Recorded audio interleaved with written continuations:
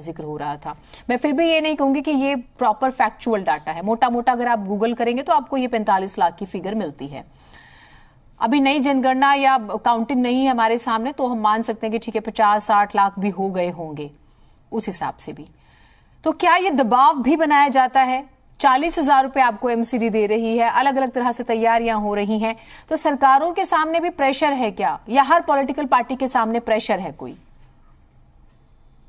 आपका सवाल बहुत बढ़िया सवाल है। तो देखिए, एक बात समझनी चाहिए कि यहाँ पर प्रेशर बनाए बिना अगर काम होते तो फिर प्रेशर बनाने की आवश्यकता क्या पड़ती। बहरहाल प्रेशर बना कौन रहा है, दबाव कौन बना रहा है? अगर हम ये बोले, दोनों बातें मैं करूंगा, अगर ये बोले कि नेताओं पे दबाव बनाना चाहिए तो उसके अपने मायने वो भी आवश्यक क्यों, उसकी जरूरत क्यों आन पड़ती है? क्योंकि जब नेता काम नहीं करते या जो सत्ता पे काबिज है, और यहां पर दोनों की जिम्मेदारी है, भाजपा की भी जिम्मेदारी है, केंद्र में उनकी सरकार है और यहां पर जो उनके अधीन कार्य आते हैं और आम आदमी पार्टी के पास दिल्ली की सरकार वो चला रहे हैं, वो उनको जिम्मेदारी दी गई है। तो दूसरी बात है कि एक आम आदमी, देखिए कई पहलू है इस चर्चा में कि यहां पर जो केमिकल्स ये कि जो ये क्यों प्रदूषित हुई, यमुना की बात करें, इतने समय से ये कान पक गए हैं सुनते सुनते कि यमुना की सफाई होगी और प्रदूषण बढ़ता जा रहा है और ये थमने का नाम नहीं ले रहा है। और सबसे बड़ी बात है कि जो पुख्ता कदम क्या क्या उठाए गए थे, कि जितने आपने बोला एंटी फोम के जो फ्रॉथ है उसको बेसिकली उसको काबू में करना है, उसके लिए कुछ पुख्ता कदम उठाने की आवश्यकता है। और ये जितने भी जो भी सरकारें रही हैं, क्योंकि ये आज की बात नहीं है, और यहां पर मैं बड़ी जिम्मेदारी से एक बात बोलूंगा, Rome was not built in a day. तो ये एक ठीकरा फोड़ देना आम आदमी पार्टी की सरकार पे, दिल्ली सरकार पे, तो मुझे लगता है ये भी गलत होगा, क्योंकि ये समस्या बड़े समय से चलती आ रही है कि यहां पर जिसकी भी सरकारें रही हो दिल्ली में, तो वो इस समस्या से जूझ रहे थे। लेकिन सवाल ये पैदा होता है, कई जो मुख्य बातें हैं जिसको जो केंद्रित करनी चाहिए, जिसकी तरफ ध्यान केंद्रित होना चाहिए, कि यहां पर जो हम 40,000 की बात कर रहे हैं, क्या वो राशि दी गई है? दूसरी बात, जो छठ समितियों को जितनी भी जो राशियों की जो वायदे थे, क्योंकि भाजपा की बात करें वो कहते हैं एक पैसा नहीं दिया गया, तो ये अपने आप में बड़ा विवाद का मुद्दा है कि किसकी बात का यकीन करा जाए।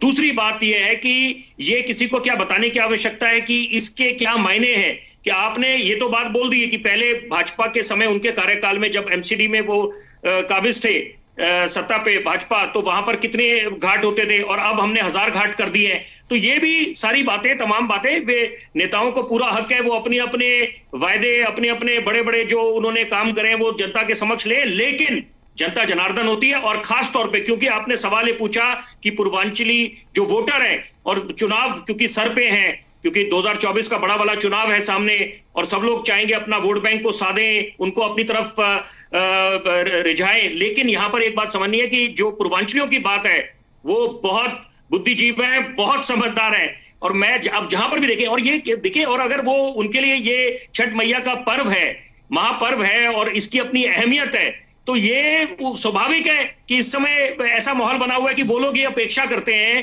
कि यहां पर जो दिल्ली में है, कुछ लोग तो बिहार की तरफ रुख कर गए, जो दिल्ली में रह रहे हैं वो ये अपेक्षा किससे करेंगे, किससे उम्मीदें लगा के बैठेंगे? जो सरकार पे है।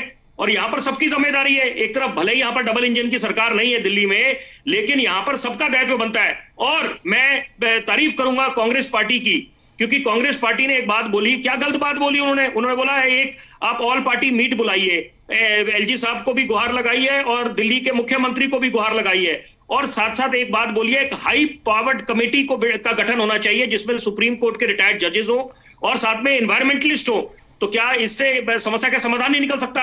इस बात की तरफ इसका संज्ञान नहीं लेना चाहिए आम आदमी पार्टी को, एलजी साहब को, कि ताकि ये ठीकरा फोड़ने से काम नहीं चलने वाला। सपना वायदा ये है, चाहे अभी एक हमारे पूर्वांचलियों का त्योहार है, ये सबका है यहाँ पर, और ये हमने दिवाली सब भाइयों ने मिलकर मनाया, पूरे हिंदुस्तानियों ने मनाया, और यहाँ पर ईद का त्योहार होता है। तो यहाँ पर ये एक बात समझनी चाहिए कि सबकी धार्मिक भावनाओं का भी सम्मान करना, गंगा जमुनी तहजीब वाला ये मुल्क है। यहाँ पर अब राजनीति नहीं होनी चाहिए, राजनीति बहुत होगी। दिल्ली को अगर पेरिस सिंगापुर तो दूर की बात, कम से कम यहाँ पर इस समस्या का निवारण निकलना चाहिए। ठीक है।